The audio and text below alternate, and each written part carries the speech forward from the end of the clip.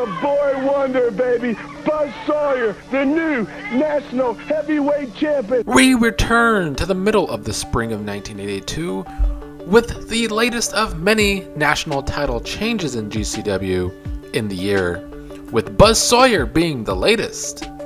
And one thing about Sawyer's reign is that he does live up to the hype of being a fighting champion. And now people like Dusty Rhodes, Tommy Rich, the outpatient Paul Orndorff, and yes, last but not least, Kevin Sullivan, and the line goes on and on. Because when you're the champion, Mr. Sullivan, you know, as well as I do, everybody's hot on your trail. But look at it. Learn to love it, learn to live with it, because I'm here to stay. And Mr. Sawyer, anybody that wants to walk down the path, anybody that thinks they can take this right off my waist, if you can do it, beat me, but you can't do it. A rematch with Buzz Sawyer and Tommy Rich would see a draw, but it would be Kevin Sullivan who seems to be able to get the best of Buzz Sawyer. I saw something that every professional athlete fears, and that is fear itself. It was in Sawyer's eye when I was knocking Sawyer around and he was laying on the mat.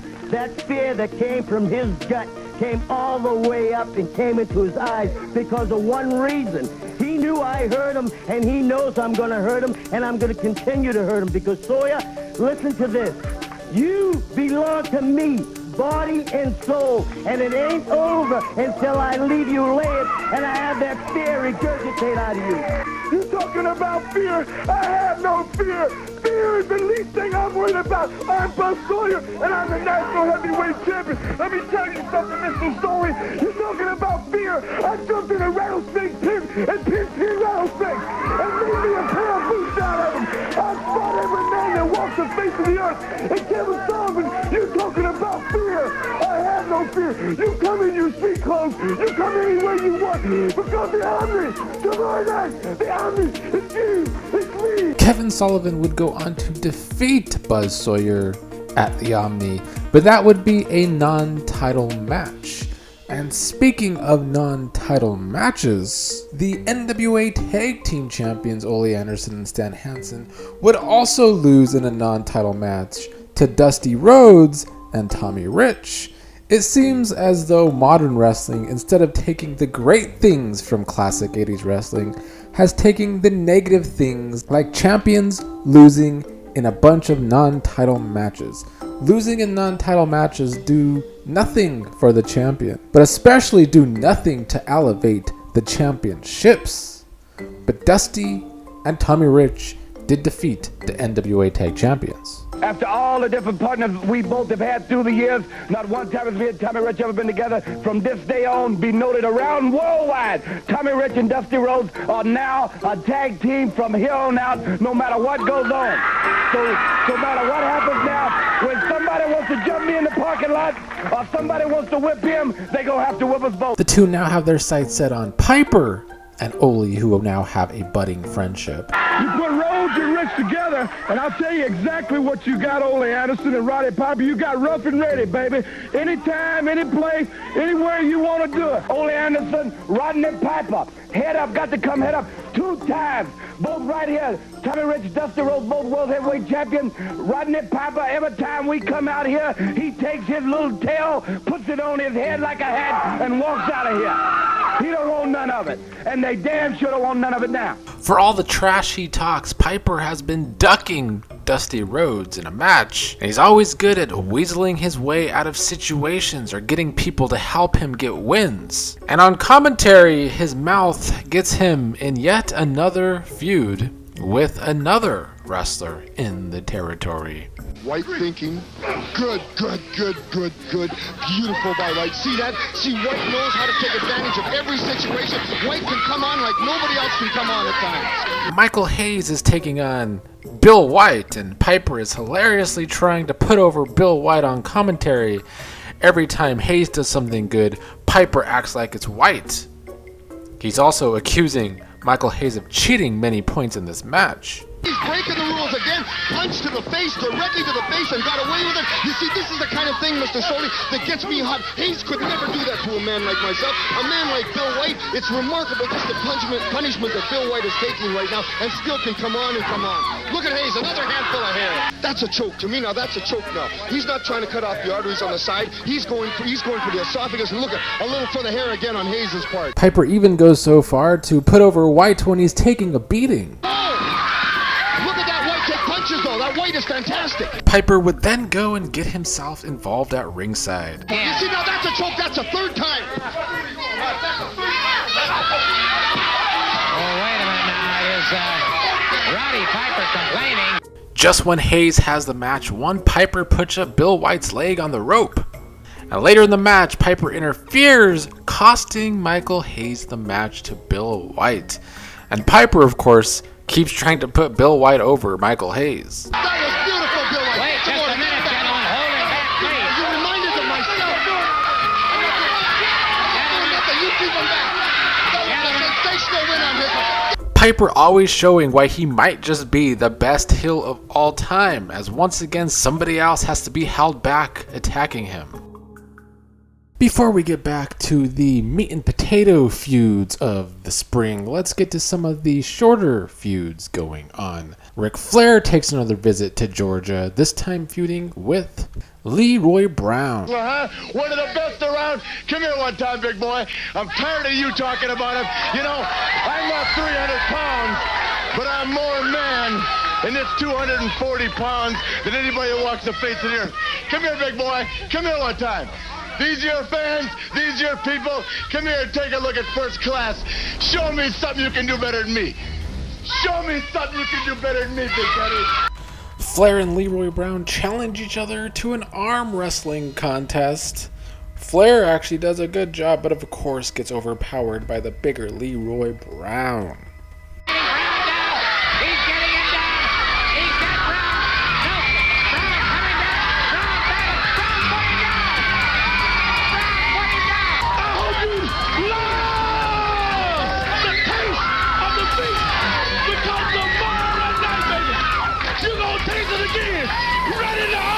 Let me tell you something, Nation Boy. Don't nobody step on the big man pride and get away with it. Leroy Brown would actually defeat the NWA World Champion Ric Flair, but it would be by disqualification when Flair got himself disqualified against the big man.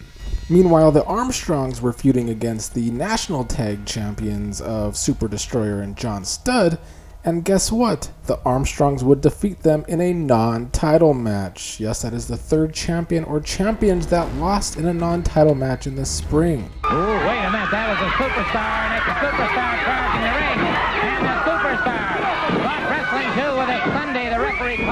Another lower card feud in Georgia Championship Wrestling saw the Masked Superstar attacking Mr. Wrestling 2, beating him down brutally in what would be the feud of the Masked Men. Now, to get back to the main stories, I must introduce you to Dr. X, who Roddy Piper has brought into Georgia Championship Wrestling to sometimes take his place in matches that Piper doesn't want to have. That masked wrestler would be familiar to any of the avid wrestling viewers of that time period. The mask couldn't hide who it was, but we'll be back to that. First, we must talk about Jerry Briscoe, who was representing the NWA and Georgia Championship Wrestling to get Piper to stop ducking matches with Tommy Rich and Dusty Rhodes. I'm talking about is whatever I want to do, I do. I'm talking about hundreds. You looking for another broken leg? Jerry Briscoe. Let me tell you something, Rodney Piper. Let me tell you something. You just hush your mouth a second. You let me tell you something. Don't you tell me to You just be quiet a minute. As a representative of the National Wrestling Alliance, as Vice President of Georgia Championship Wrestling, Piper, you have been walking on grounds that you shouldn't be on. Anywhere that your name is signed to wrestle, I don't care if it's against Tommy Rich, Dusty Rhodes, or who, you, Rodney Piper, made the mistake of putting your name on a dotted line. You, Piper, where your name is on contract, you will be doing the wrestling, not any of your animals like Dr. Ed. And that's it, Mr. Sullivan. Thank you very much. I just heard Jerry Briscoe come out here, little Mickey Mouse come out here, saying all kinds of things about me, saying that I'm going to have to wrestle. You see, I don't have to do nothing, Mickey Mouse. You come out here, I already busted your leg one time. I've already proved to you who's the man. Who does this guy think he is? I'm a very special person. I am special because I do exactly what I want. I am special because I got lots of bucks to back me up. I'm a special... Yeah, hey, Mickey, who do you think you are gonna tell me what I got? We're talking about a pin holder. I know what we're talking about. A 10-pound calf that this guy, Tommy Rich, has been taking around, been nailing people in the head with, been banging all over the place. People have been all kinds of hurt. I ain't wrestling nobody, no time. I got all the kinds of money, Mr. Briscoe. You can take all that money and put it right back in your pocket, Mr. Piper, because there's one ruling that we have made, and that ruling is that you are going to be in the ring against Tommy Rich, 10-pound cast, and I'll take that money and shove it, boy, because there's one thing you are going to wrestle. Tommy Rich, who is in a cast, and Dusty Rhodes finally got their hands on Roddy Piper as he teamed up with Ole Anderson. The match would be a double DQ, and Dr. X would of course interfere. Dusty would pull off Dr. X's mask to reveal that it was none other than Don Muraco, and a pissed off Muraco would grab a chair and beat down Dusty Rhodes with it, beat down Dusty Rhodes' leg with the chair, injuring him. An event that is the first chain of events to kick off a hot summer in Georgia. But to end the spring of '82, we must get back to national champion Buzz Sawyer, who is certain he injured Kevin Sullivan with his powerful finishing move. This leaves Michael Hayes without a tag partner to take on Buzz and one half of the national tag champion Super Destroyer. I want to know where Kevin Sullivan is. Well, I'm going to tell you people where he's at. He's at home resting up because Buzz Sawyer got the power slam and slammed him right on the floor. And Michael Hayes, you better go find yourself another partner or something, because I don't think Kevin Sullivan's going to be here. He's home milking his back, fixing it with something. You better go get the Armstrongs, Tommy Rich, whoever it is, because rock and roll's over, the Fantasian's over, Buzz Sawyer and Super D is going to rip your booty. Well, we're waiting now for Kevin Sullivan and Michael Hayes. With Sullivan out, Hayes is left without a partner for the tag match. He says he will take one of them on one-on-one, but they want him in that tag match 2-on-1. Look, I'll take either one of these guys on by myself, but man, I don't have to. Come on! You'll have to fight us both for yourself. Come on! Sullivan didn't. All right, can you send me a couple guys out here maybe to choose from his partners? You just wait a second. Sawyer and wait a minute!